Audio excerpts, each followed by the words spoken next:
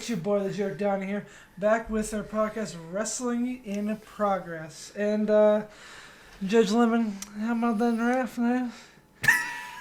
They did such a great job with that draft, drafting Rey Mysterio last, because Titus O'Neil is so much better than Rey Mysterio. Oh, absolutely. They also didn't draft Cesaro or Luke Harper. Donovan, here's your problem. You expected it to be good. I didn't expect it to be good. I just expected Cesaro to get drafted because he's actually a good fucking wrestler. But instead he's going to be wrestling Mansoor and losing to Mansoor at Crown Jewel. Just how they fed fucking Drew Gulak to Braun Strowman right after he got called up. Let's talk about wrestling that actually matters. NXT versus AEW. This is week 3. October 16th, 2019. Yes. And just to give a little foreshadowing, I think we finally into the calm down period. Yeah. I think in comparison to the last few weeks, we've actually settled now. And I kind of like that. It's not just like balls to the wall with everything. There's actually progression. But as always, we will start with NXT. And first the lesser show. Wow. Well, we'll start with, it opens with a recap of last week, which I thought was nice. It showcases everything. And then we start with the first match. Tommaso Ciampa versus Angel Garza. And, the crowd was really hyped for both these guys coming out. I think they both are extremely talented. Angel Garza has an amazing ass. Just want to point that out. Of course you would. The match starts at a very fast pace with a lot of athleticism. I really like that. They had a lot of just a lot of flippy reversals the entire beginning. But that one beginning part, Garza goes for a fucking I can't remember if it was I think it was a drop kick to Ciampa's knee. Yeah. He just fucked up and spaghetti leg Ciampa. But yeah, Ciampa takes control early on the outside. Garza takes back control with a drop kick to the knee and then a dive to the outside. As we're talking about that big drop kick to the knee, Garza takes off his pants, which I thought was amazing. I love wrestlers that take off their pants. That's why Tai Chi, my boy. Garza takes off his pants, but then Ciampa does not appreciate it, takes control. He starts hitting him with strikes in the corner, running knee to the corner. Garza goes to the outside, grabs his pants, attacks his pants, does the right knee to his pants in the corner, and then Garza does not appreciate it. He throws his pants down as Garza tries to get it in and hits him with a draping DDT for 3. It's also called the Widow's Bell.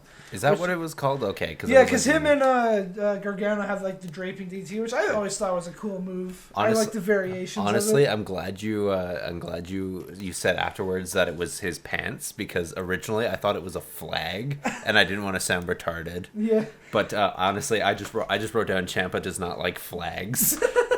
Because he just started stomping on it. He just does not like pants. No, he just started stomping on it, just like, fuck your pants. But yeah, I thought this was a really good opening match. Very solid, fun match. And Ciampa, it's a good return match for Ciampa. I really enjoy both wrestlers. Angel Garza's got to be a star, I think. Also, with that draping DDT, one thing I have to say about it is that Ciampa planted him like a fucking carrot. Yeah. That was a fucking amazing. Normally you see Randy Orton doing it, but it's so it's just kind of bleh now at this point for him. It's just so passe. Yeah, it's because you just see it all the time. You see it all the time, but Ciampa makes it look so good.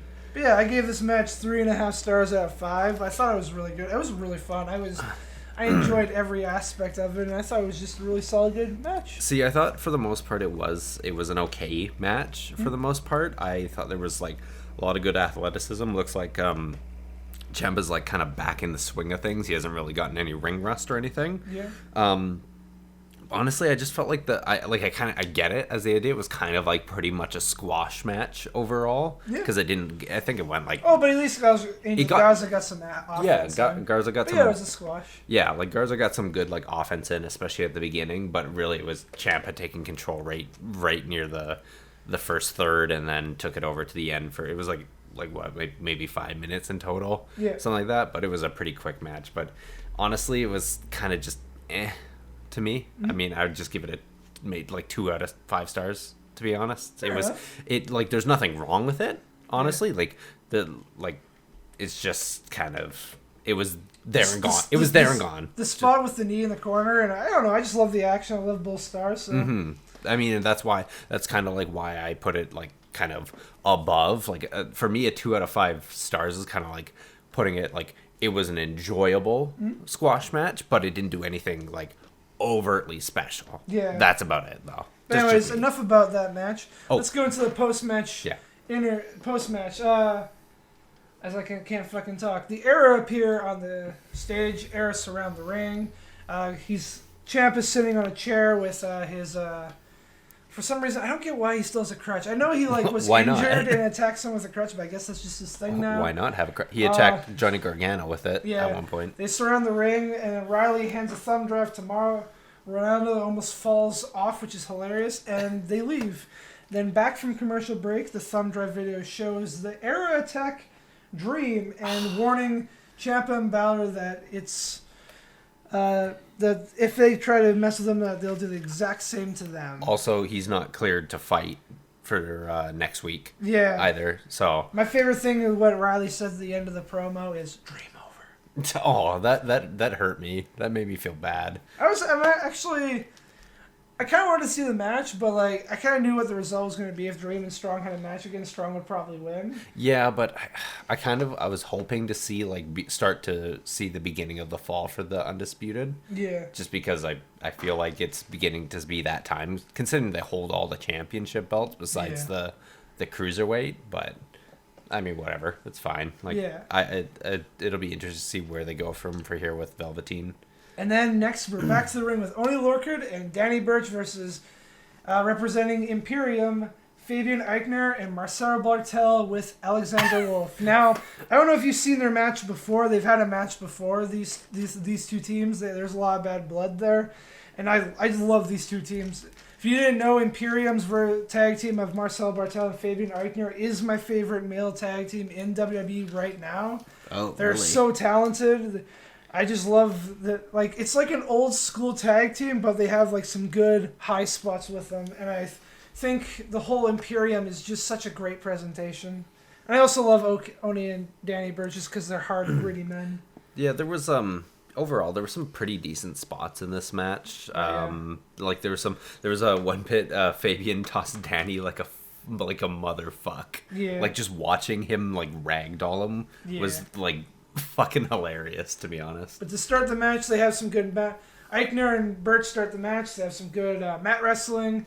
Burch and Bartel and Eichner and Oney Lorcan and Burch have some really good back and forth until Imperium takes control with a double drop kick. So basically what they do here is, if you didn't see it, is they drape Danny Burch in between the bottom rope and his head's pretty much in the apron and do this running double drop kick. And then they just basically take control from there. Burch gets to tag in Lorcan. My God, my rating's so bad. I should not rate at 2 in the morning. Burch gets the tag to Lorcan. Lorcan's a house of fire. They take control. They go for a double powerbomb, which I thought it was kind of an awkward move, but they got a nice 2 out of that. Oney and Burch attempt assisted DDT. That's their finish. But Burch is able to save Eichner. Imperium takes control. Archer hits this amazing, great springboard moonsault. I don't understand how this guy can move. He used to be in the...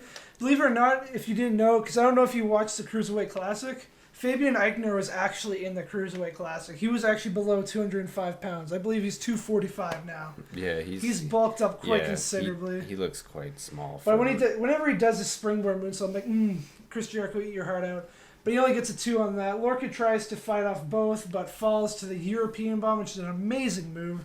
The power bomb into the European uppercut for the 3. Yeah, I thought this was a great tag team match. These two are prime examples of great tag team wrestling. And I personally give this match 3.5 stars out of 5 again. I really love this match. Honestly, can these teams, I hate the chant fight forever, but I would love to see these teams just have matches every week. See, I had the same problem with maybe it's just because I'm not too familiar with the whole bad blood between them, because I haven't seen their other 2 matches before. Yeah. This I would probably put this above the last match in terms of overall. Mm-hmm. But I would honestly probably just give it the same, just a 2 out of 5. I just some of the mat wrestling was it was nice to see a lot of technical wrestling, and then some of the chops that they had were just brutal. Obviously not Walter level of chops, but they were pretty meaty slaps. Yeah. it didn't get me the same way. Some of the later matches in this, it just didn't Yeah. it just didn't click with me for some reason. For me, the first two matches of NXT really got me into the show because I thought these matches were really good. And I also love all the wrestlers involved, and I was just like, this show is so good.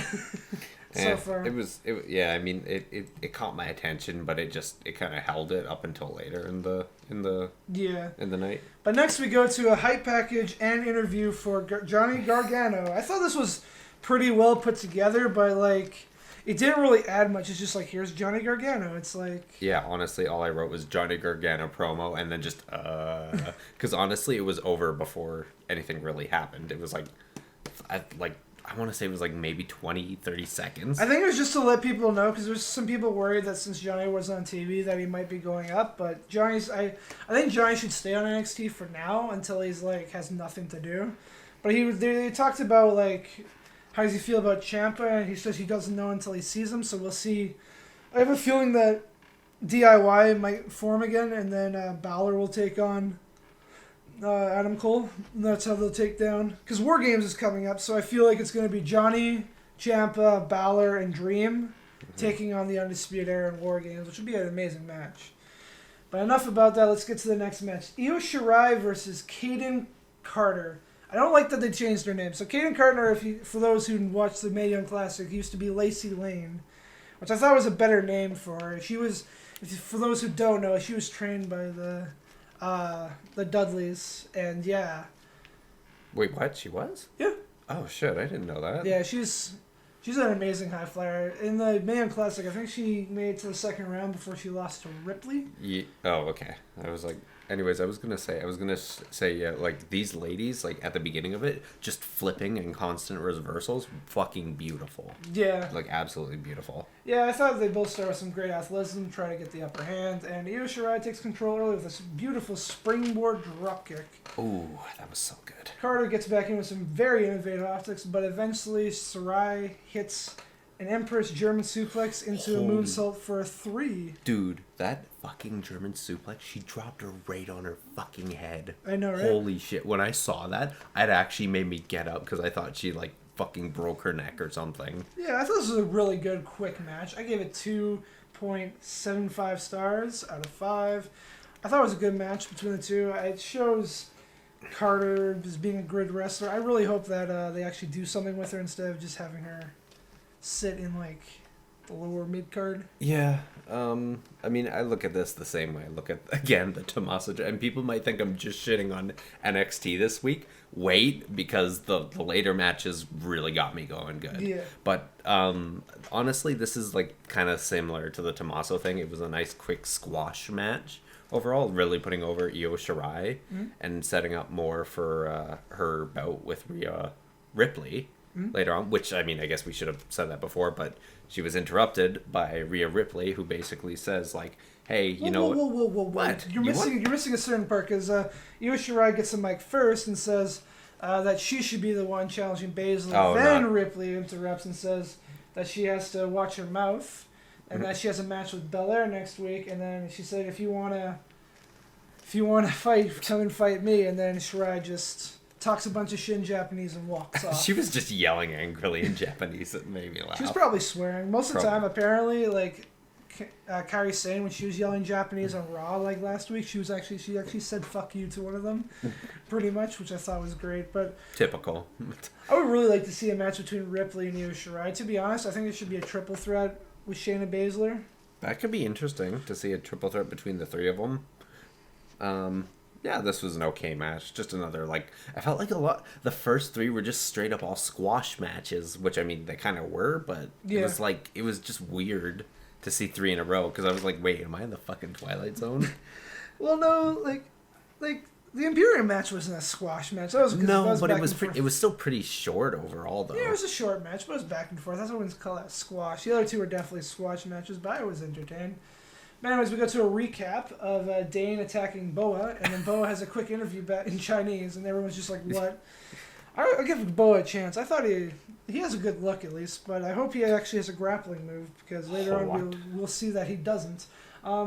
Then later on, we have an interview with Regal saying that Dream can't compete next week, saying that the winner of Lee versus Dijakovic will face for the North American. Yeah, face Strong for the North American Championship. Which, by the way, as soon as I heard about this matchup, it got me so fucking hard. Yeah. Like, I've seen their other matches, because the ones you showed me. Yeah. So fucking good. These two are literally people that I could never get tired of them fighting. Exactly. These two are fucking amazing. But also, when I found out that Velveteen was going to be out for a while, it just fuck. Just only fuck. kayfabe. I know, but all I wrote down was just fuck. So now we get to the match. Lee versus Dijakovic, the rubber match, because they are currently 1-1-1. Mm-hmm. One win for each and a no contest. The match starts out with some sizing up and a power battle, which is like generally what a house fight starts with. Lee eventually outpowers Dijakovic and works his arm with a big splash to the arm, which I thought was a cool way to start the match. Also, that Greco-Roman grip that he had on him, and then he lifted him up with his shoulders straight. Yeah. That was so fucking cool. Yeah, that's what Baker used to do. I love that move. So cool. So cool. Dijakovic eventually distracts the ref and fights back in with strikes and takes control. Hits a big suplex during the during the commercial break, which I thought was cool. The one thing that kind of pissed me off about this is I would have rather have had a fucking commercial break, like a commercial thing in the middle of one of the first 3 matches. Yeah. This just was kind of fucking stupid. I wrote literally, why is there a fucking ad in the middle of what should be the main event? Here's how wrestling works. If you have a longer match, you have what's called a 2 or 3 segment match, which means you have a first segment, you have a break. Yeah, which is kind of like, it's kind of like just a time to kind of plan out and kind of just dick around for a few minutes. Exactly. Yeah. But eventually Lee hulks up, which I thought was cool, fights back in, hits the pounce for 2. Mm-hmm. Dijakovic hits a choke bomb for 2 and takes back control. Dijakovic puts Lee on the top rope. Lee fights him off, hits another big frog splash to the arm, which I thought was a cool spot. The fucking frog splashes of this guy is so nuts. Yeah. Oh, also his Grizzly Magnum chops. Yeah. Oh my god. I felt that. Actually, that was... next to Walter's chops, which look deadly enough, Keith makes Walter look like a fucking baby. Just seeing him, I was, wincing in pain because of that. That was gross. Yeah, Lee fights Dijakovic up, and he hits him with the big spirit bomb. If you don't know, that's actually his other finishing move. That was a But cool Dijakovic rolls out of the ring. Mm-hmm. Dijakovic fights back in with a Cyclone Boot for 2. Lee holds Dijakovic up and gets a suplex after 2 attempts. So that was really cool. So he went for a suplex. Dijakovic fought off. He deadlifted him, held him there, went back up, and eventually on the 3rd try, he hit him for 2. It's kind of weird getting hyped about a suplex spot. Lee goes to the top. Dijakovic cuts him off with a super kick. Dijakovic gets Lee into the electric chair and Lee hits the reverse poison Frankensteiner for 2. I didn't know what the fuck to call it, so I just called it a reverse Hurricanrana. Yeah, it was close enough. So basically, it's pretty much the same thing. People have been calling it a poisoned Rana. A poisoned Rana just means that it's Poison Rana sounds good. Yeah. Anyways, that was a holy shit moment for me. I just like how in the notes you wrote his name as Donovan Dijakovic. That's actually not his name anymore. It's Dominic Dijakovic. Oh, is it Dominic? Yeah, no, he changed his name when he came over to WWE. It's all good. I think. Wait, I'm pretty sure. Nope. Maybe in the no. But in the thing, I thought they put it as Donovan, maybe as an error. Nope, they didn't. Okay, because I thought I saw you just that. Fuck. Hey, I watched this actually early in the night. Thank you very much. And then later on, Lee goes and to the top rope. Dijakovic fights him off to attempt a Rana, but Lee catches him. But he looks like he's going to go for another spear bomb off the top, but Strong runs in and attacks both men to end the fight. And he thinks basically the reason why Strong did this is to end in a double count disqualification, because theory goes if it's a double disqualification, that means no one will face Strong next week. But Regal comes out and says, I've had enough of your shit, Strong. Next week you will have a triple threat with these men. Dude, when I heard that, I was like, that's even better than seeing one of these 2 big guys beat the fuck out of Strong. I get to see both big guys beat the fuck out of Strong. I mean, what else can you say? It's a Lee versus Dominic match. It's always going to be amazing. I gave this match 4 out of 5 stars. It would have gone a lot higher. I was actually thinking about giving this 4.5 until Strong did the run-in. That kind of like dampened it for me. Like, I understand the result. It makes sense kayfabe-wise, but still, for me, it put a bit of damper on it, so I had to knock it down to about a 4 out of 5. Yeah, I gave it the exact same. I like, all of these guys always put on a fucking great match. It's personally probably my least favorite out of all of their matches I've seen. Just because of the ending. Just because of the ending, because these guys usually put on, like, amazing 5 out of 5 star matches all the time. These guys are fucking nutcases, and I always love seeing them fight. So. Following this match, during the commercial break, we get the Era confront Regal, and Regal's just so done with their shit. He doesn't say a word. He just storms past them right back to his office. And following this, we get Matt Riddle versus Bronson Reed. To those who don't know, Bronson Reed had to change his name in WWE. He used to be known as Jonah Rock on the Indies, who's an amazing high-flying big man. So I was really hyped for this match. At the beginning of the match, they show some respect, followed by some strikes. Riddle takes the early control. Big exploder and penalty kick for 2. Reed hits a senton, which I think is his only offense he gets in this match. But Riddle fights back with GT Bro into a powerbomb and a flash knee for 2. I'm really impressed with Reed at this point because he's kicking out of all of Matt Riddle's big moves. Yeah. Hits the floating bro, but gets countered into a near fall. Riddle gets a sleeper on Reed, but Reed fights out. Riddle gets a sleeper on Reed, but Reed fights out. There you go. Maybe I can learn some English after this. Riddle catches Reed and hits the perfect 10, which I guess is his new move, which is basically a gotch-style tombstone, but you fall into the front for the 3. I gave this match 3 out of 5 stars. I thought it was a fun, quick match. I am really impressed with Bronson Reed. I can't wait to actually see what he does. He's lost to Shane Thorne and Matt Riddle, but I think this match was good for him because it showed that he's resilient and strong. I was just really into seeing Matt Riddle back. I was really high-paced. I really enjoyed it.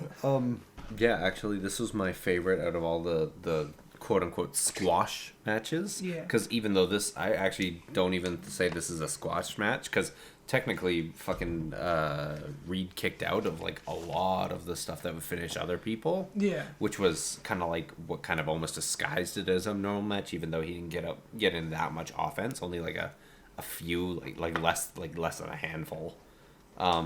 But yeah, no, this was probably a 3 out of 5. This is probably the best one. It was, like, super short, and it didn't play it off as anything, like, longer than it needed to be. Exactly. I just love Matt Riddle. Yeah, exactly. After the match, they have a show of respect, which I thought was really cool. Maybe Reed and Riddle become a tag team. Who knows? Hype package for next week for Bianca Belair versus Rhea Ripley. My God, I can't fucking talk today. You're like getting my fucking strokes. Yeah, and then after that, they announced that Kushida actually has re-aggravated his wrist and is now injured, but I don't think he's injured for that long. So it's all good. Next, we head to the ring. We have Tainara versus Tegan Nox. Tegan Nox.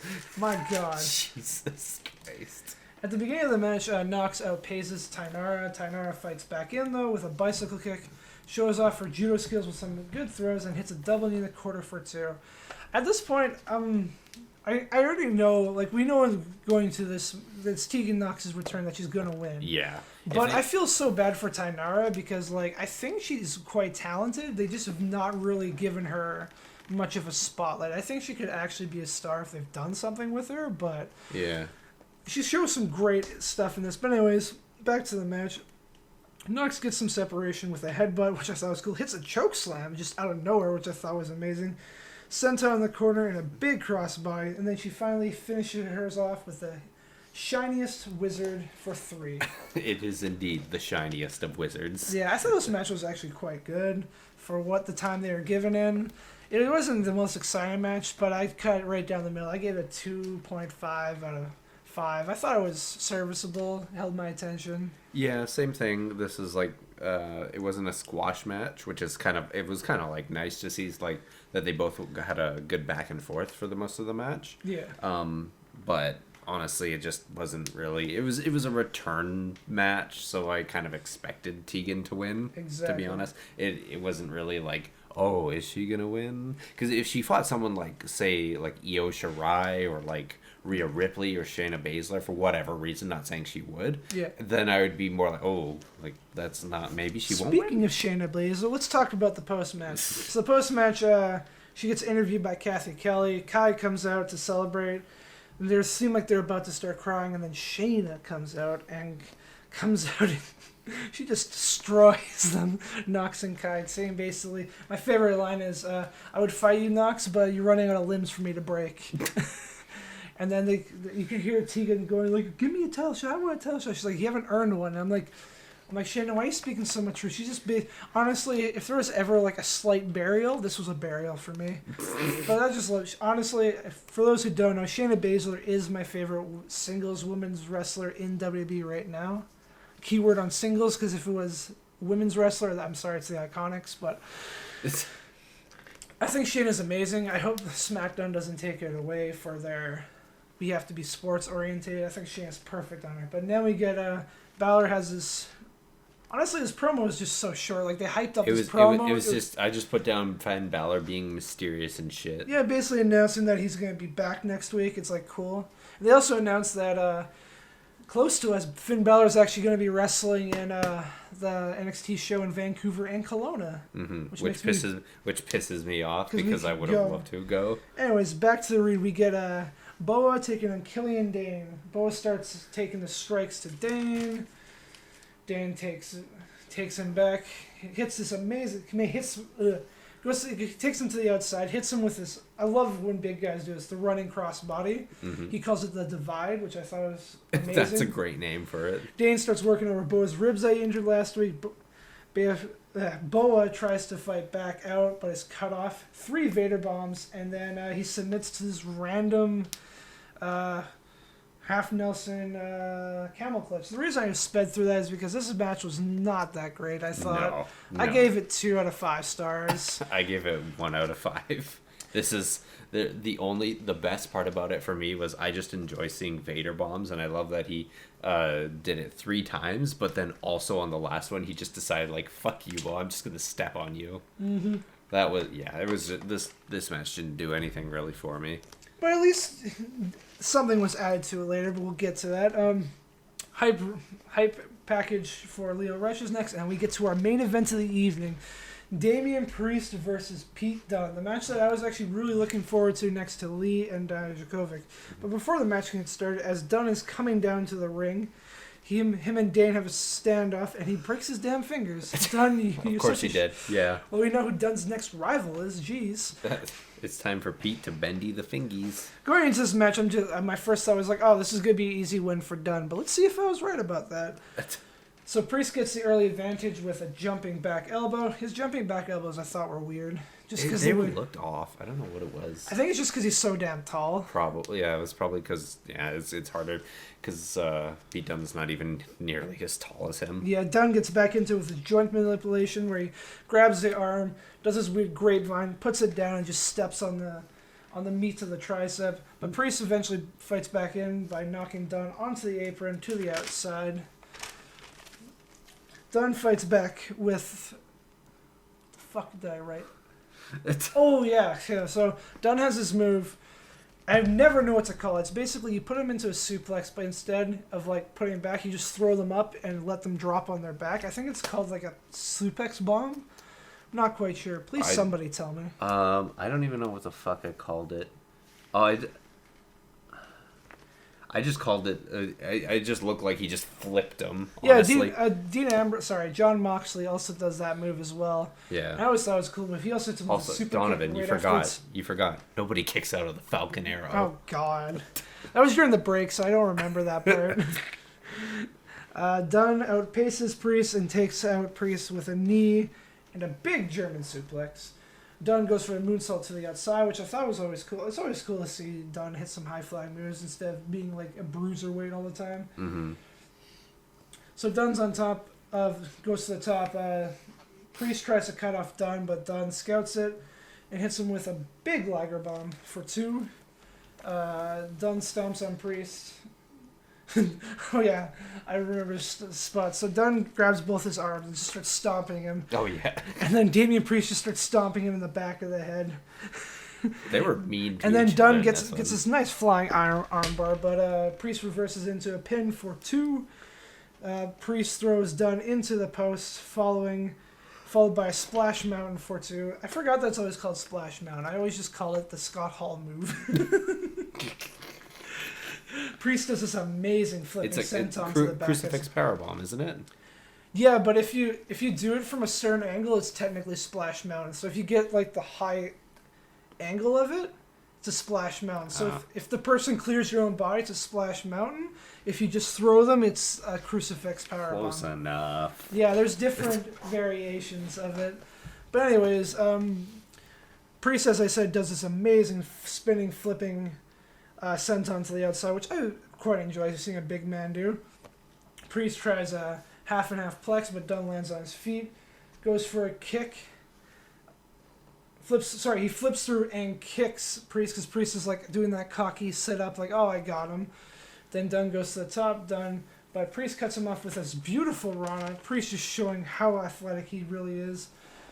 And then Priest hits him with a sit-out choke bomb. Apparently it's called the Throat of Heaven, which is an amazing name. That is a cool fucking name, though. Yeah, for 2, big strike exchange. Really fun moment. They're just hitting the crap out of each other. They're doing counters after counters after counters after counters. This big was double down. This was like a big back and forth game. This match. This really put over Priest to me because it showed that he can actually stick it with Dunn. Mm-hmm. Dunn and Priest keep fighting for control, but they start fighting for finger control, which I thought was hilarious because Dunn has trying to break Priest's hands, but Priest has the choke slam getting ready.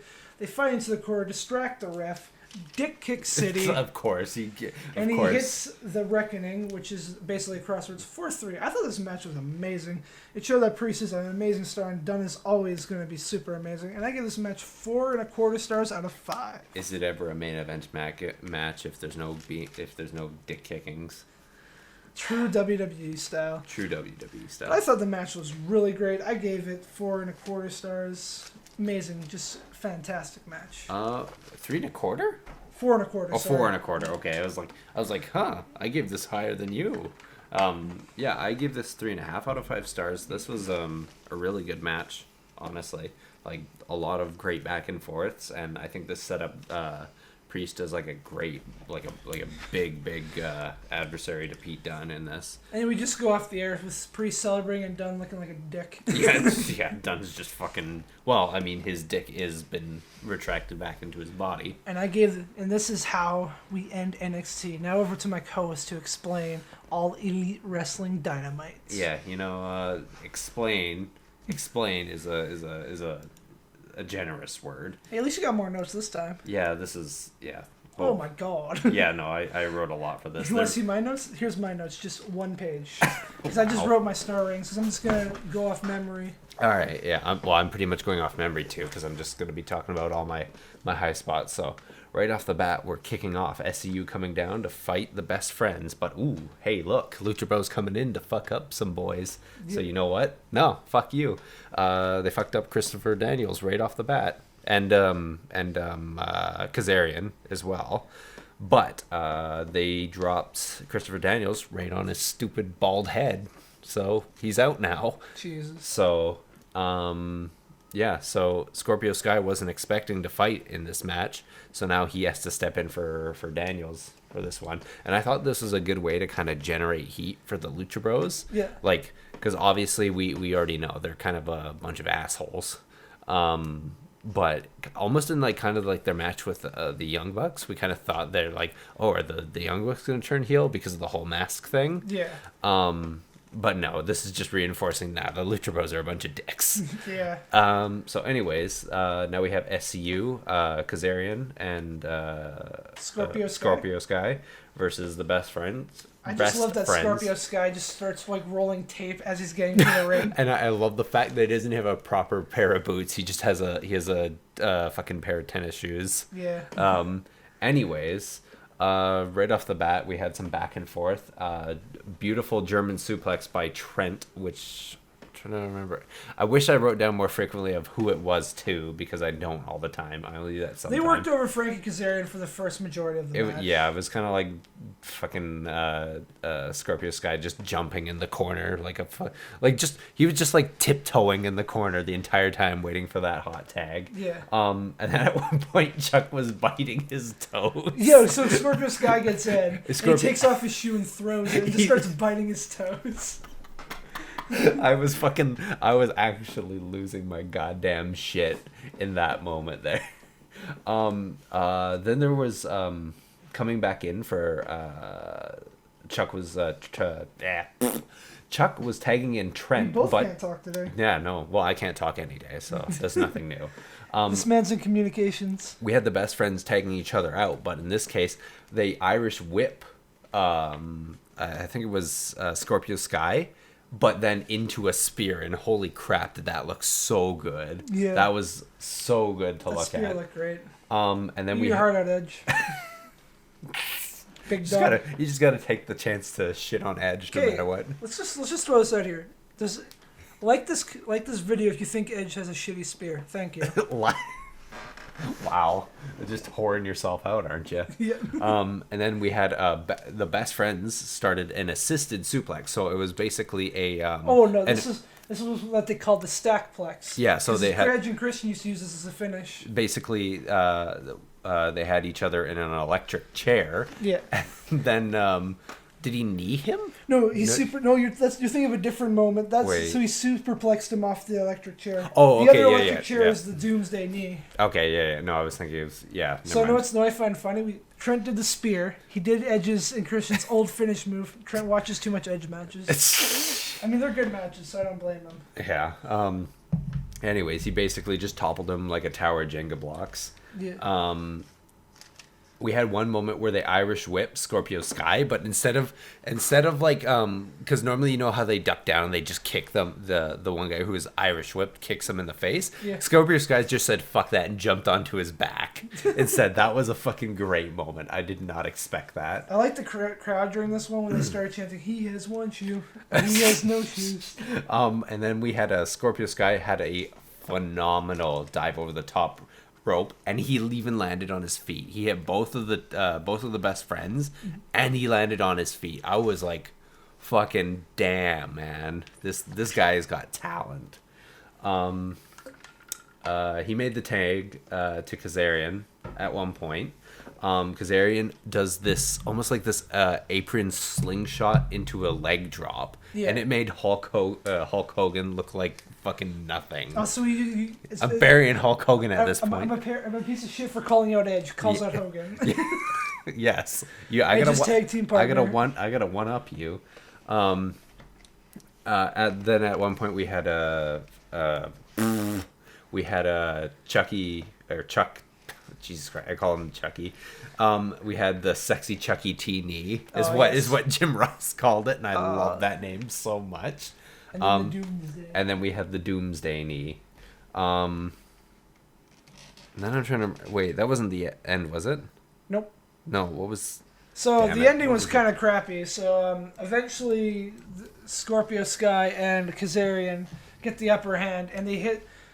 Kazarian goes for like a powerbomb, and Scorpion Sky goes for like a drop kick. They're supposed to like time it so when he goes for hits the powerbomb on the ground, Scorpion Sky drop kicks him. But it looks just really sloppy. It just looks like a really shit kick to the guy on the bottom, and then that was the 3. Okay, yeah, that was why. Anyways, SCU defeated the best friends. This was actually a really good starting match overall. I thought it was pretty good for especially for the tag team, where I normally don't care for tag team matches too much. Yeah.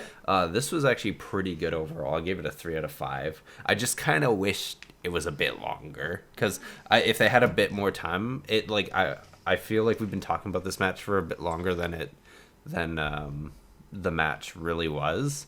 But this match was kind of short, actually. Yeah. Which was, I mean, I get it. It's the first match of the night, but yeah, it's just. Do you care to hear my opinions on this? Yeah. I also gave it 3 out of 5 stars, not for the good reasons. I don't want to sound like I'm turning heel in AEW. I didn't really care for this match, to be honest. I felt it dragged in points. I felt I was very bored during parts of this match, which is sad to say because I love SCU and Best Friends. I felt there was something off with the match, which I guess they were trying to illustrate with Christopher Daniels not being in the match. But I just felt very off in it. I didn't really enjoy some of the spots of it.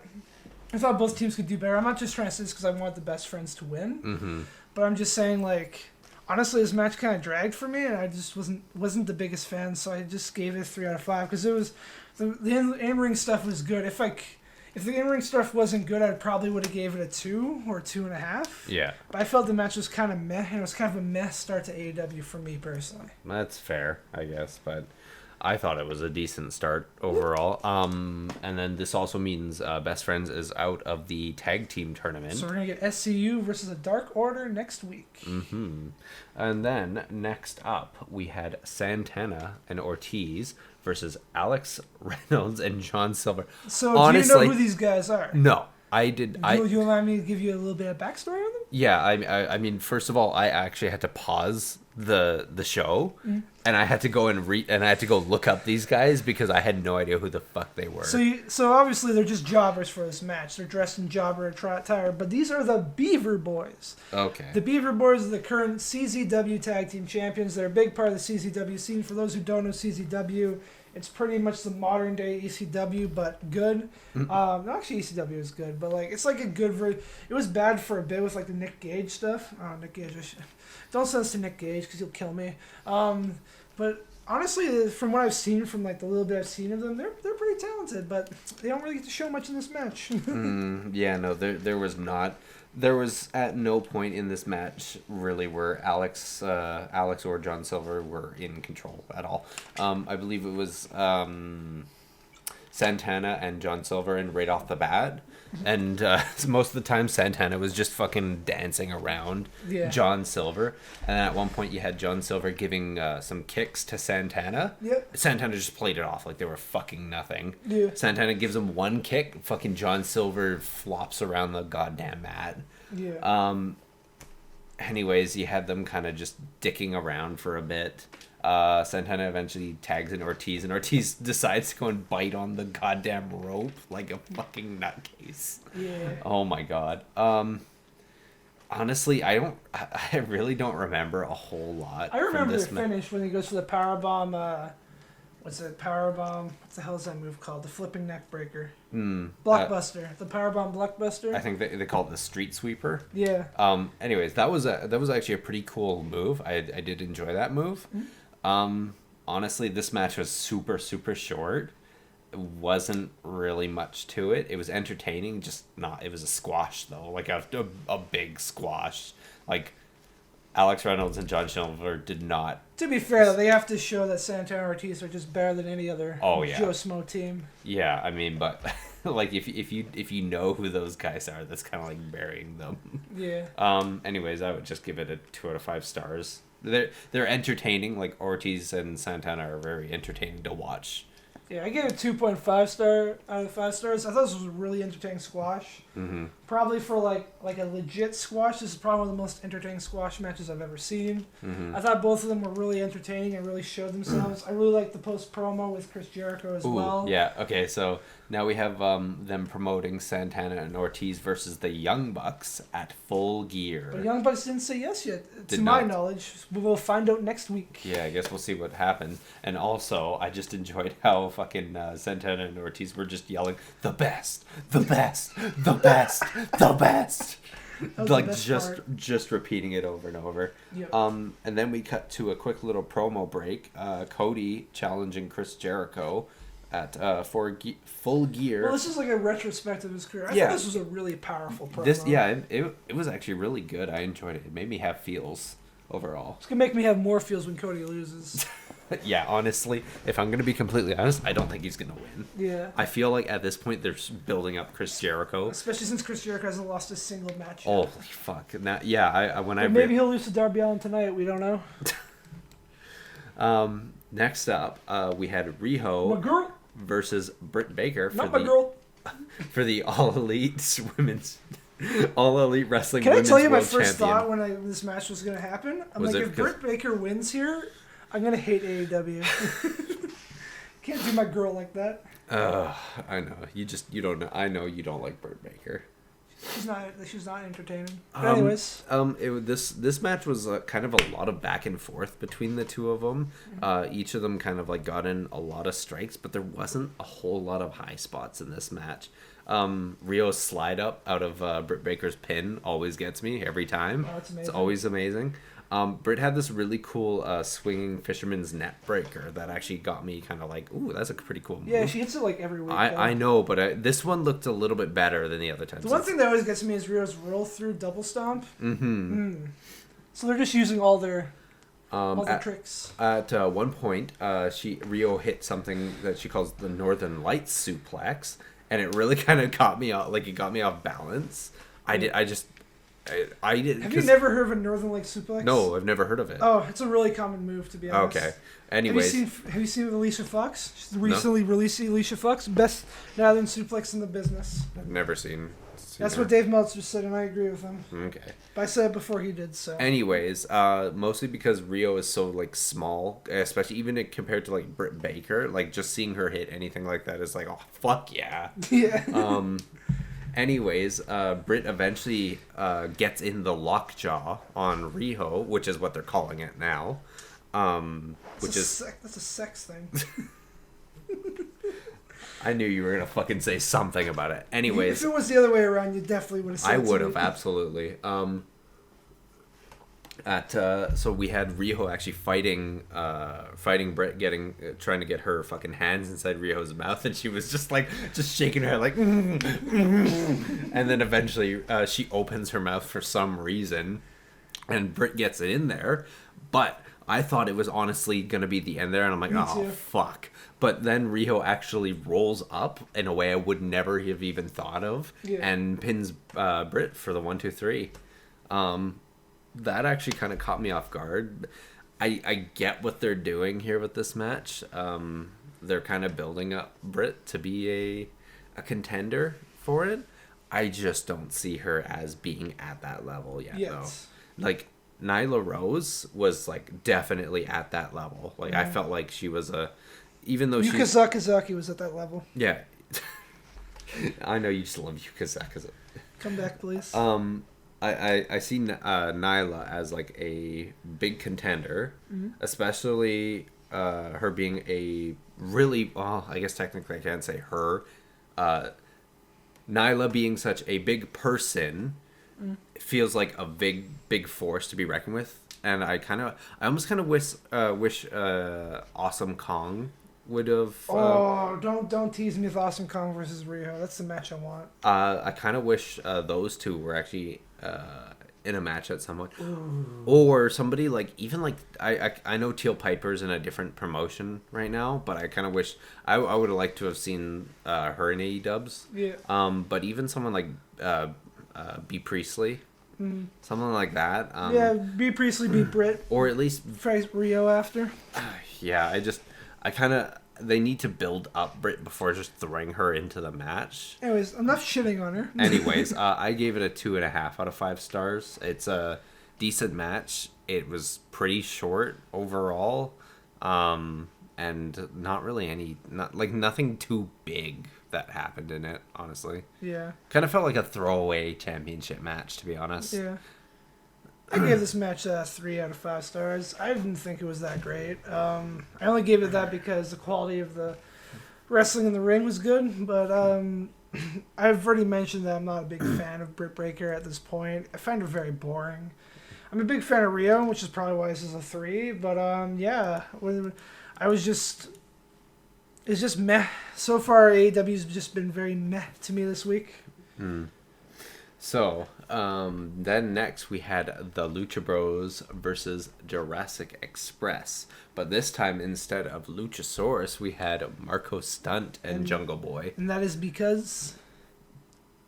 Do you know? Luchasaurus is dead. No, Luchasaurus is injured. Yeah, he's got a leg injury or something? Yeah, apparently he might be out for 7 to 8 months. I don't like that. So he'll come back and beat Chris Jericho for his world title, I hope. Of course you would hope that. He's my favorite. So this was a pretty entertaining match overall.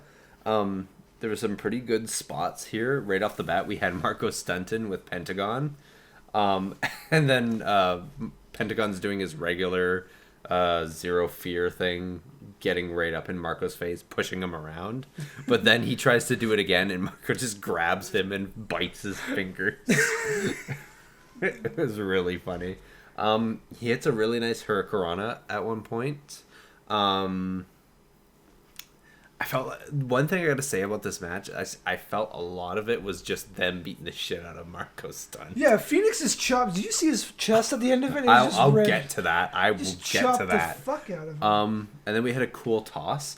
Pentagon threw he tagged out, Pentagon tagged out to Phoenix, but Pentagon kind of grabbed onto Marco, threw him in like a spear-like fashion, but then Marco reverses it and grabs Phoenix for a DDT that looked so good. Wrong people in that. Phoenix threw him.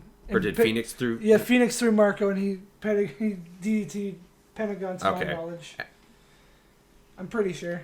Because I remember Pentagon being like, damn, I got hit. All right, anyways, besides that, that was a super smooth looking move. Next we had Marco doing is it called a 205 or 250? What? There was a move, he did something. 450. Is it a 4? Because they didn't say that in the thing. But, 450 is like the flip splash? I don't think it was that because it was counted right into a German suplex by Jungle Boy. No, yeah, it was a 450. Yeah, Marco hit the 450, and then he hit the.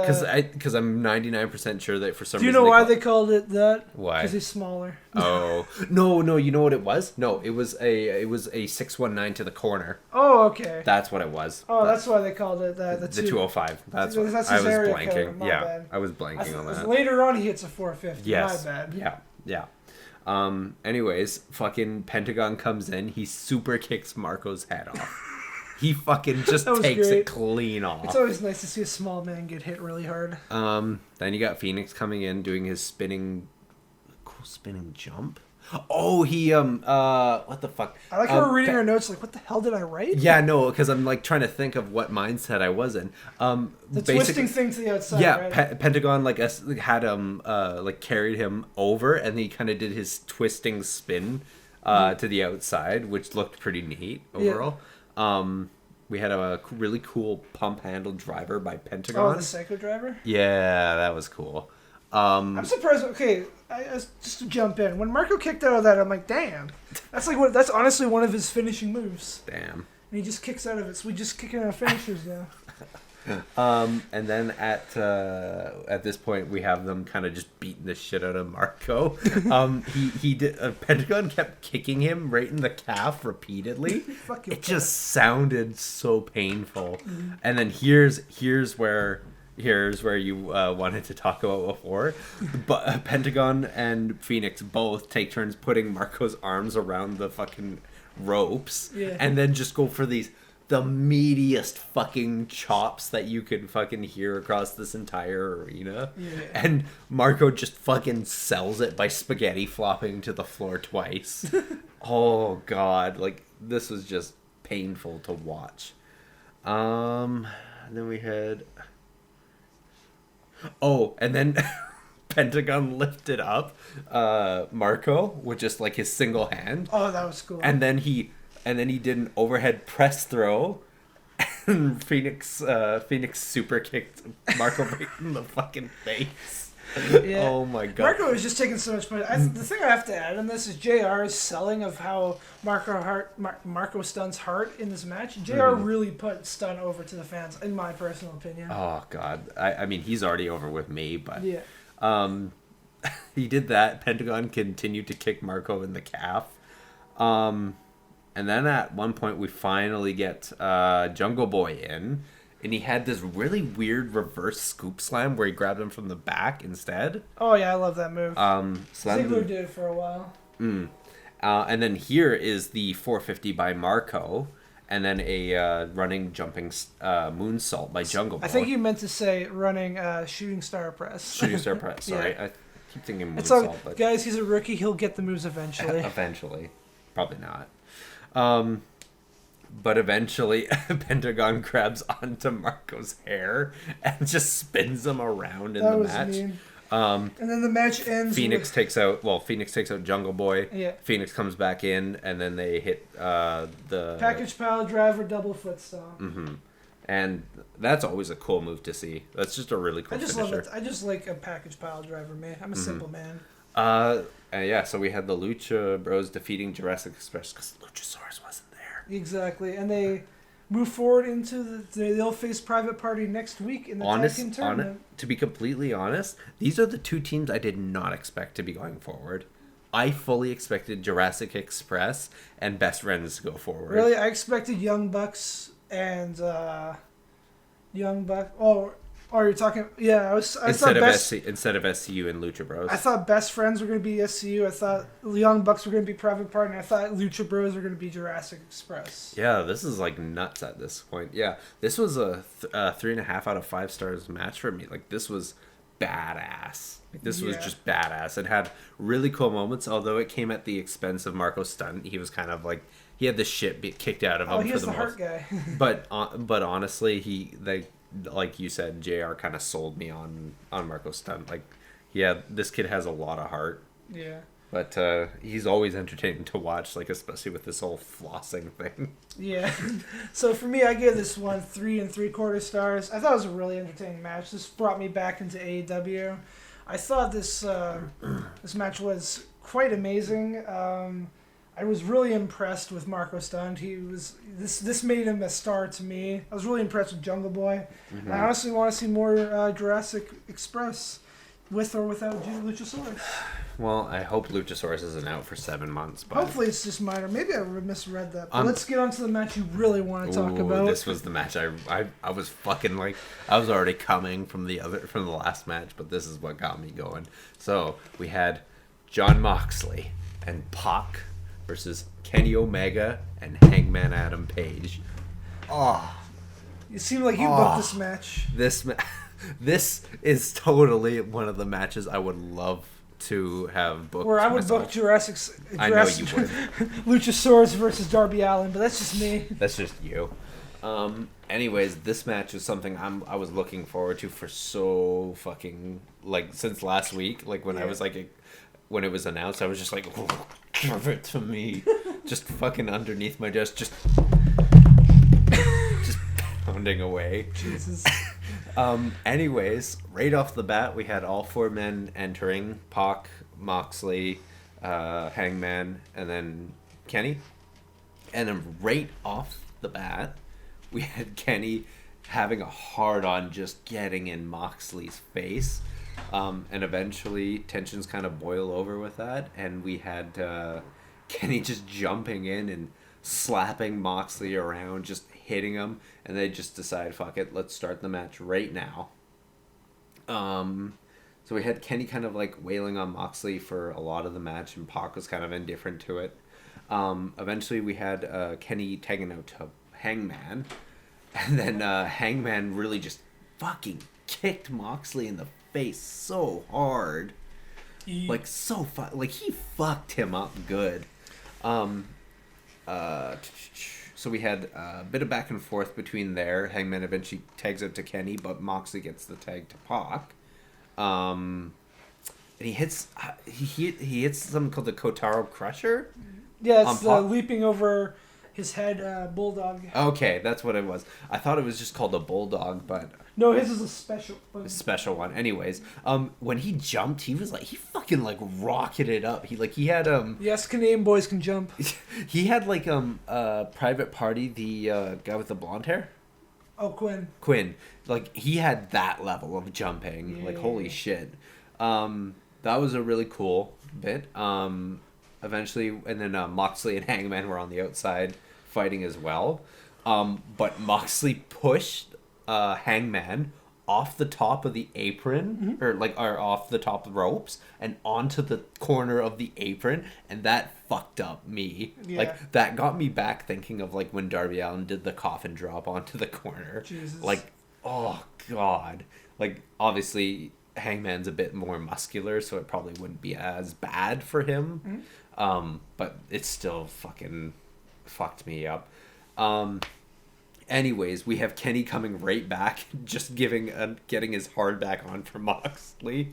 Holy, like this entire match was just how much Kenny wanted to fucking get his hard on. Moxley also wanted to fight him too. Yeah, but I felt like Kenny was just like so jumped up before this match. It was weird. I mean, wouldn't you if I pile drove you through the table? Fuck it, shit happens.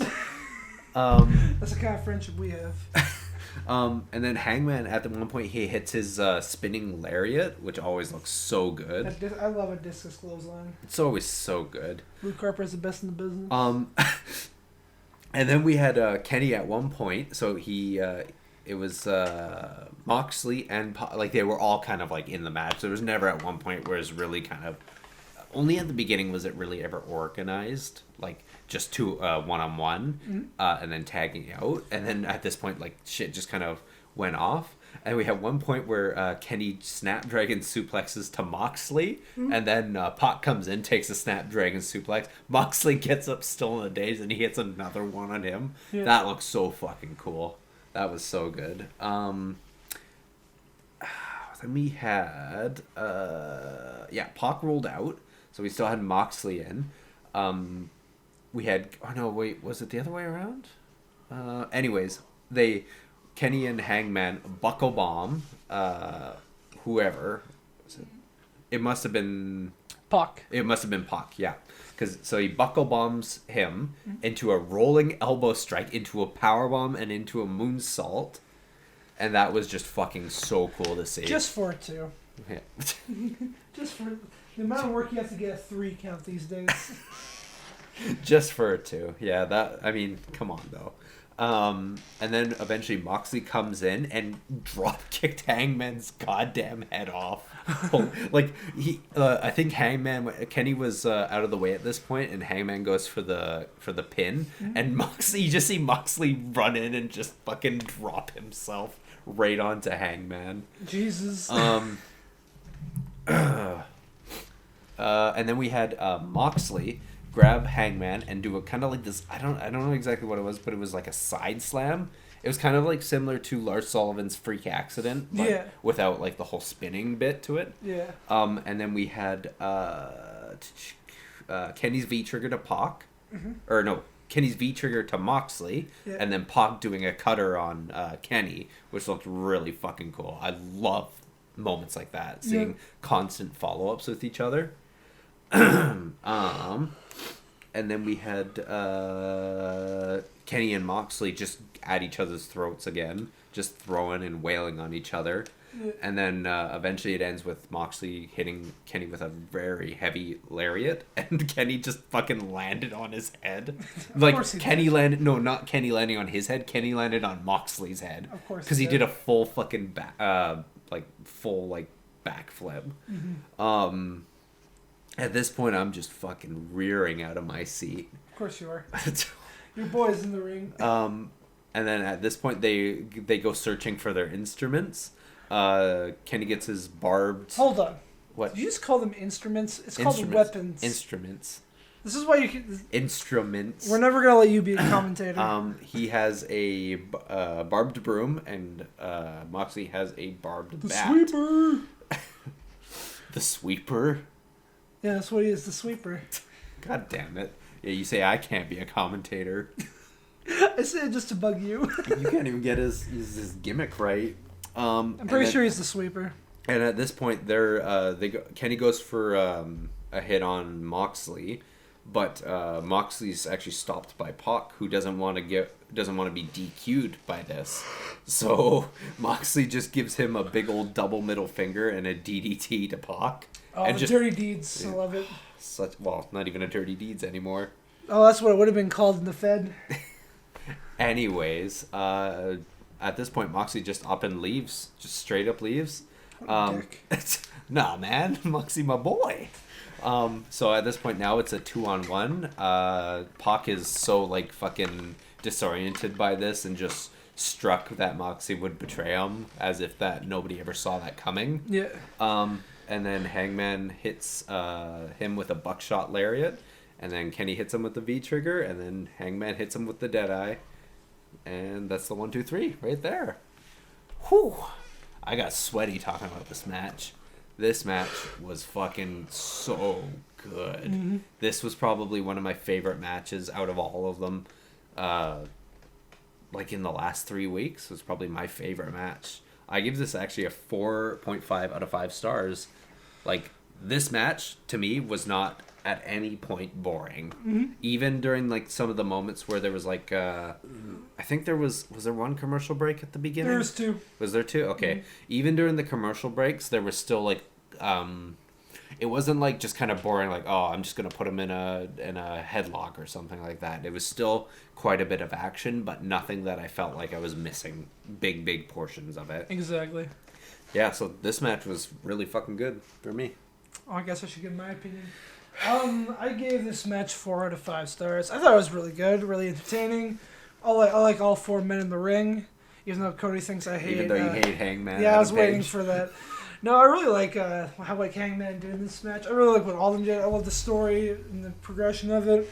The reason, I guess I should say why I didn't give as high as you is that I don't know, it just didn't have the qualities for me to give it anything higher than 4. I was just like, this is a 4, this is a great match, I really enjoyed it.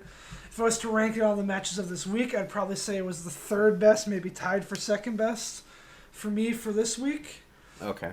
But I thought it was an amazing match. It definitely was a good showcase match for all men involved. But do you want to talk about what the outcome of this match was? Yes, actually. So, obviously we had Kenny and Hangman defeating John Moxley and Pac for this, kind of. Yeah. It was more just them defeating Pac. Yeah. But this actually sets up Pac versus John Moxley, which I believe will be the main event of next week. Oof. Yeah. So good. Technically, this actually ends Kenny's losing, even though technically, what? And Hangman's losing streak because he's lost 2 matches. He lost both to Pac and to Jericho. Even though it's weird in the opening thing, I like how they display the win-loss thing. Yeah. It says Kenny's actually 3 for 2. No, he's 2 for 3. He's won the 6-man? No, sorry. I thought they were counting losses over wins for that. Anyways, 2 for 3. Yeah. Because he beat Cima and Joey Janela in the dark match. Didn't they win the 6-man though? I think that's what he meant. No, the dark didn't happen yet. The Joey Janela dark match? It had to because it was on Tuesday. Huh. Because he beat Cima. They won the 6-man though. Which one was the 6-man? It was him and the Bucks versus the Lucha Bros and that other AAA guy they brought in. I can never remember his name. Well, maybe they didn't count the dark then. I don't think they count the dark. I don't think dark matches count towards your win-loss. Okay. Anyways, I thought it was kind of weird that they were all like hyping, Kenny's losing everything. Like he's well, to be fair, he lost to Jericho. Now he's out of the title picture, and then he lost to Pac, so he's definitely out of the title picture. Yeah. And Pac was undefeated, and Moxley was undefeated, and they both lost now. Haven't lost on the record. Yeah. Anyways, this was a solid match overall. I'm excited for Mox versus Pac. But let's get into this main event. Oof. Honestly, this match wasn't what I expected. I kind of half expected a whole like Steve Austin and Booker T in a supermarket type shit. No, Don't this ask was me exactly why. What I expected. I loved every part of this match. Anyways, we had Darby Allin. Allingen? I was trying to mix Darby Allin and Challenge together. Anyway, we had Darby Allin challenging Chris Jericho for the AEW World Championship in a Philadelphia street fight. So before you get into this match, I will say before the match started, I felt like this had actually a big fight feel, which is really good. This was hyped up right off the bat. We had Darby coming down on a skateboard as always. My boy. And then we had Chris Jericho, this time not just as Chris Jericho, but the Painmaker. Oh, we got Painmaker version of Jericho. Next time we'll get evil Jericho. Every time I see Chris Jericho as the Painmaker, I can't help but kind of chuckle. The makeup, especially after he's kind of like wiped off at the end of the match, always looks so goofy to me. I don't know what it is. He's terrifying, but like almost kind of in a goofy way sometimes. I think that's the point. It's so... Anyways... Not shitting on Chris Jericho, because thank you, Chris Jericho. Yeah. Right off the bat, Darby wastes no time, hits him with double. Jesus, I can't speak. We both can't speak today. He hits him. But with at least I'm not in communications. Yeah, fuck you. At least I didn't waste my time in there.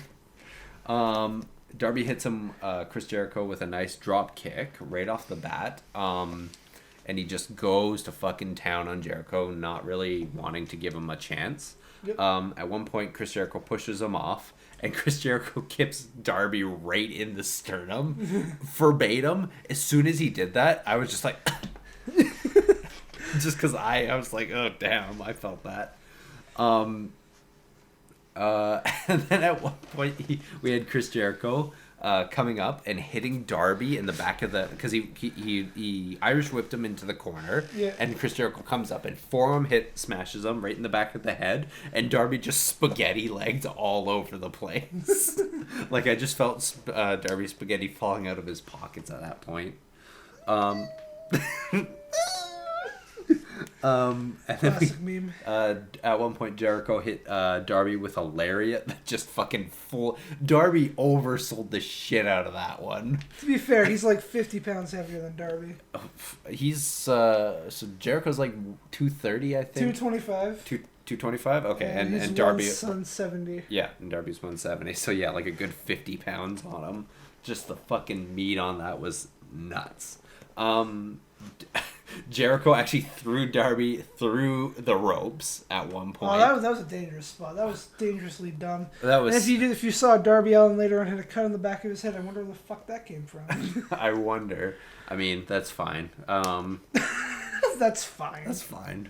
Darby's fine. He And likes then, for some reason, this is in caps locks here. Yeah, I was gonna say what. And don't ask me why. Cool forearm smash from Jericho's jump to turn them inside out. Yeah, Jericho jumped off the top rope and fucking smashed Allin. So here's how you impress my friend. You do a jumping forearm smash off the top. It's like a V trigger. Okay, the reason for that was my phone kept on caps lock, and I was doing the voice thing to just say it instead of typing it out. Anyways, that was on, yeah. He likes a cool forearm smash. Hey, you know what? It looked cool. Bitch. Then we had Jericho locking in, actually, the Lion Tamer on Darby. That was cool. Darby hit it grabbed the rope. But Jericho was just being a dick and didn't want to let it go. I wouldn't want to either. I know you wouldn't. Anyways, he eventually lets go. Darby gets back up. Then Jericho actually hits the code breaker on him. And I honestly thought that I was like, oh shit, is that the end? That's over. No. Everybody kicks out of the code breaker now. Yeah, now. Because it's not even his finisher anymore. Asuka does a better one. Anyways, kicks out of that one as well. Eventually, Darby kind of like rallies back. He hits his stunner to Jericho, which always looks so cool. Oh, the flip over stunner. Yeah, he like kind of he does like a kind of like a front guillotine, but while hanging over their back. Yeah, because Jericho's gonna go for the snake eyes, but then he flips over and does a stunner. And then eventually, what did he do?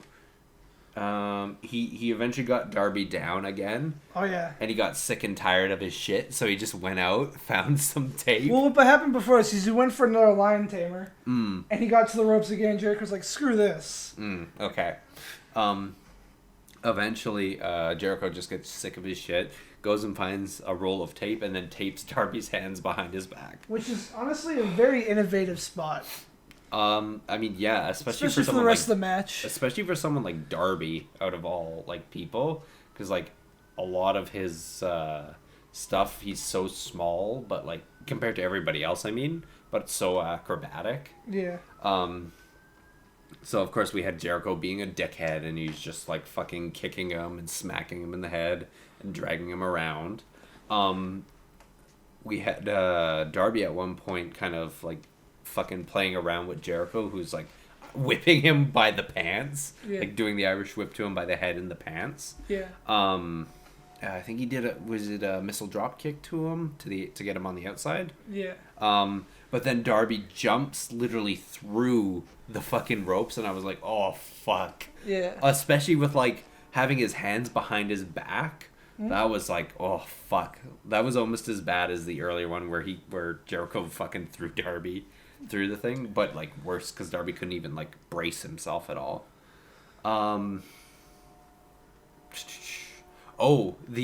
Darby actually flipped over the top rope as well. Like, so he just straight up jumped over the top of it. Yeah. As well at one point. That was actually really nice. I liked all of Darby's flip spots without it. I thought it was really impressive for someone with no hands. Well, to do that was what was kind of like, because I was like interested. I'm like, is this going to be like from here on out Jericho just beating the shit out of Darby? But they figured out a way to like kind of make Darby like still look like a viable threat to Jericho the entire time. Anyways, Jericho kind of rallies back and he grabs Darby's skateboard. Yeah. Sorry. Puts it in the middle of the ring and grabs Darby and hits him with a power bomb onto that. Ooh, that spot hurt me. That was so fucking good. And the reason, and also it looks painful even more so because Darby's hands, like, he's so much smaller than Jericho, so when he slammed him, it's almost like he's slamming onto his hands as well, and that just looks painful. Anyways, Darby kind of rallies back and gets the upper hand at this point. He's going to the top? Going to the top rope, going for his coffin drop. But of course... Your boy, the man, the myth, the Yeti! Can't go one episode without having that. The sweeper. Jake Hager. Sorry, Jake Hagar, as Jericho calls him. Whatever. I don't even know what the fuck it is anymore. Jake Hagar coming in and hit Darby, knocked him down. Chris Jericho locks in the walls of Jericho, which I thought was actually kind of neat that he used that instead of hitting him with the Judas effect. Yeah. I thought it was kind of cool that he brought that back. There's no way Darby can get out now because he can't grab the ropes. Yeah. And I actually wasn't sure at first if Darby tapped out or if the ref ended it. No, he was saying I give. Yeah, which was kind of weird because I thought like Darby's whole gimmick was that he's immune to pain, but or he might have just realized he's fucked. Yeah, I mean, anyways, regardless, Darby taps and Jericho retains. This match was honestly. Now that I'm thinking about it, I think I'm changing my star rating for it because I originally was going to give it a 4 out of 5 star matches. Now thinking about it again, this was on par with the last match. This match was so fucking good. So for me, it's a 4.5 out of 5 star match. Honestly, this did like obviously we still think Jericho's like, oh, he's this monstrous heel at this point. He's like the man. Yeah. But this did so much for Darby. Yeah. So much. It did. It made him like it actually at the same time, I almost kind of look at it, it actually kind of brought Jericho down, not a bunch, but a little bit, because it almost seemed like he could not even win against Darby, who had his hands tied behind his back without interference from Hager. Yeah, but it's a heel, so it's fine. It's honestly, it's fine. It's all about the inner circle. Exactly.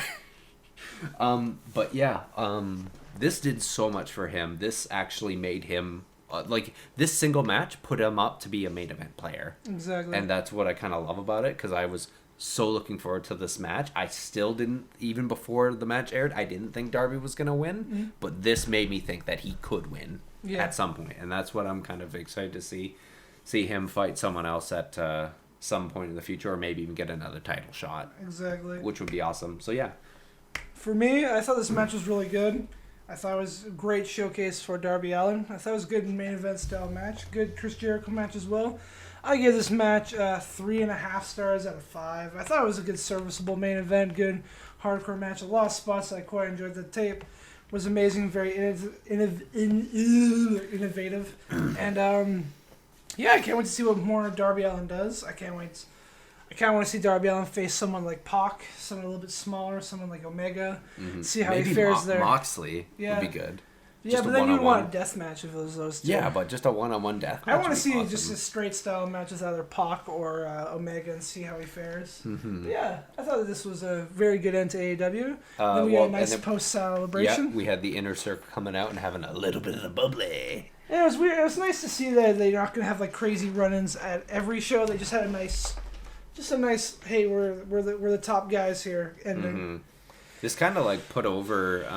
I'm hoping that we see a Jake Hager match soon, maybe next week. I kind of want to see him face Dustin, but I really want to see a pay-per-view match between Hagar. I don't think Hagar is going to wrestle until after his MMA bout in October, at the end of October. But I really want to see at Full Gear Jake Hager versus Hangman Page, because I think that'd be a really good like styles clash. Yeah, that could be really cool.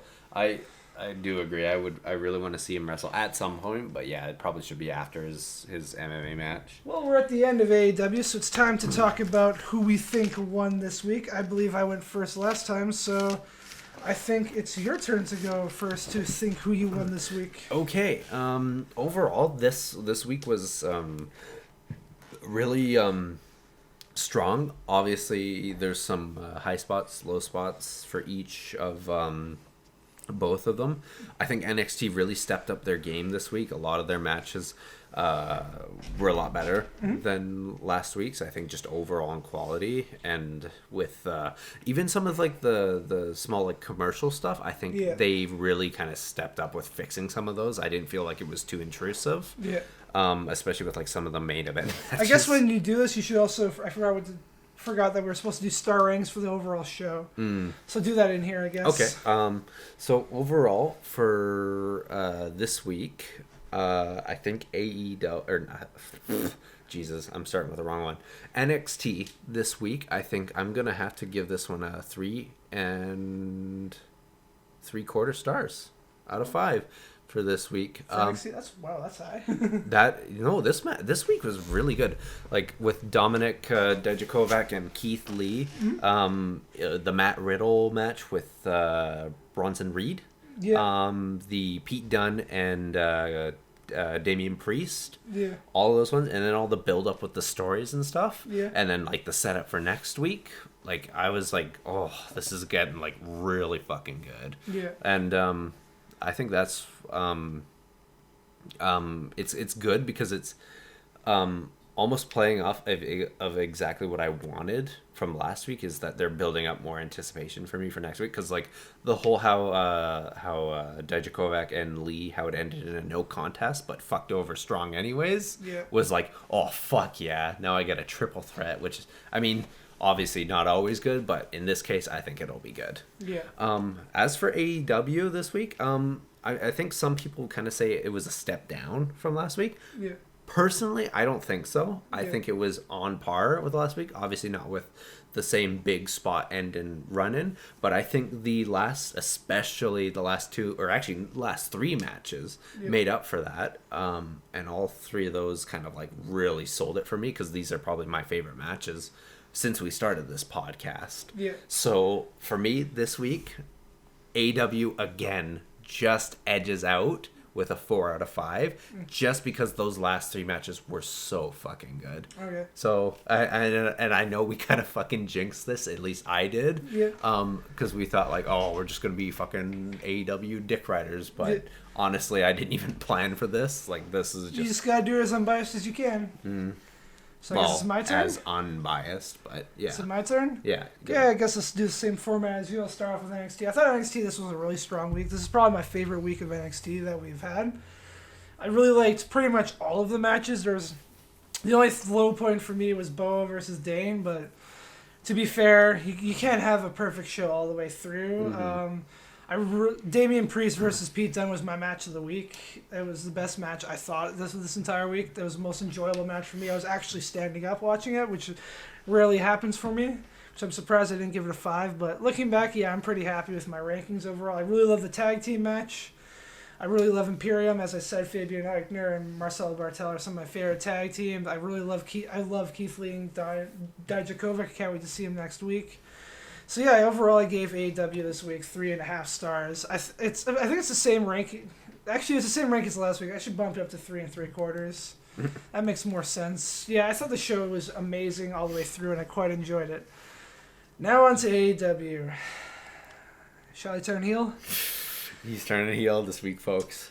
I'll say the star rating first, just so I get the shock value. I'm gonna give AEW 3 out of 5 stars for this week. Ooh.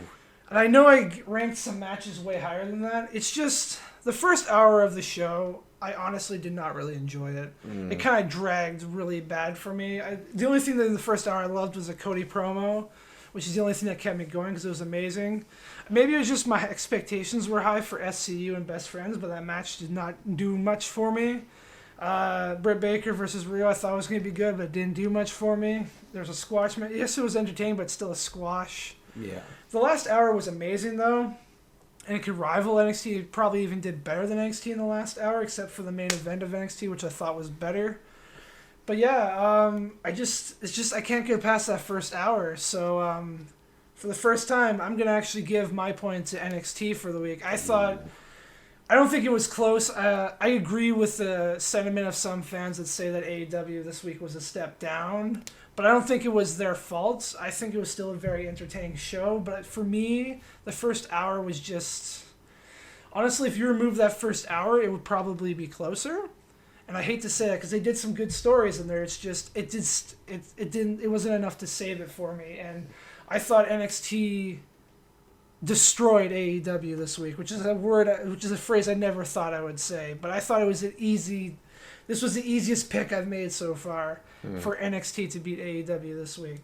But it doesn't seem like the fans agree with me because if you looked at the ratings for this week, AEW only went down 1%. They're still at 1.14 million, where NXT fell 10% to 700,000. So it seems like NXT's viewership is dropping, which is not a good thing, but AEW's is still holding strong. But yeah, this week I'm going to have to give it to NXT. So NXT gets its first point. It's not really turning heel. I would be lying if I said AEW did better this week, and I can't do that. I mean, that's fair, and I respect your opinion. But while I do disagree. Yep. Fair enough. I feel like overall, like I do agree to a certain extent with the first hour of AEW. I do feel like it definitely lacked compared to the last, but I just don't feel like it was as bad as you thought. Obviously, like it's not. Let me set this clear. I would take the first hour of AEW over any SmackDown or Raw this week. Any part of that show completely. Well, except for Firefly Funhouse. No, that segment sucked dick this week because they burnt it down. Come on. Honestly, no. Like compared to everything else, it was spectacular. I'm just saying, in the context of these two shows side by side, it dropped the ball, in my opinion. Personally, like I feel like because everybody says, "Oh, NXT kind of like how you said NXT destroyed it." Yeah. I don't see it with like especially with the first hour. Is I feel like it suffers from the exact same problem. Yeah. Is I feel like a lot of those first matches are some are squash matches, but some of them are just matches that just don't do anything for me. Especially some of the tag matches. Yeah. I just feel like I haven't been sold on many of them yet. But that's just me, and I feel like those last three matches definitely edged out for over the. Well, that's why we have our two different perspectives, so we can show. So it's not just this is what one person thinks. Yeah, but I mean, like those two super strong matches in NXT were like obviously like Keith Lee and Dominic Dijakovic. Yeah. And the Pete Dunne and Damian Priest match were fucking awesome, but like the Jurassic Express and Lucha Bros, the Omega, Hangman, Mox and Pac, and then the Darby and Chris match, those were all just so fucking good and exceeded anything that I thought of. So yeah, for me they were just good matches. Not as good as Pete Dunne versus Damian Priest for me, just because that exceeded all my expectations. That's fair. But anyways, for me, it's going to go to AEW again for this week for me. So I believe we're at 5-1 now. Yep, 5-1. 5-1. But now we have to end it off with the best segment.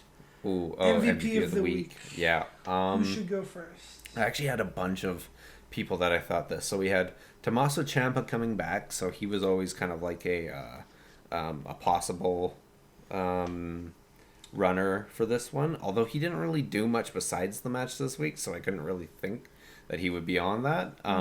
But Keith Lee, Dominic Dijakovic definitely would be on those lists. Kenny, Hangman, Moxley, and Pac all would definitely be runner-ups on that list. Mm-hmm. They all put on an amazing match. Chris, always fucking amazing as always. Marco's stunned. Holy shit. He put in so much heart. So eventually it came down to him and Darby Allin, actually, because I thought kind of who really stood out to me this week. Yeah. And those two are the only two that I think, holy shit, like they fucking brought it. Yeah. Like Marco's stunt put up with so much shit and showed so much heart throughout his match, having the shit kicked out of him. And then Darby Allin like fucking risked his body so heavily, especially with like being thrown through the ropes. Yeah. And then having his hands tied behind his back. It was kind of a close call for me, but I'm probably gonna give it to Marco Stunt this week. Overall, like he just showed so much heart this week, and he's always entertaining to watch.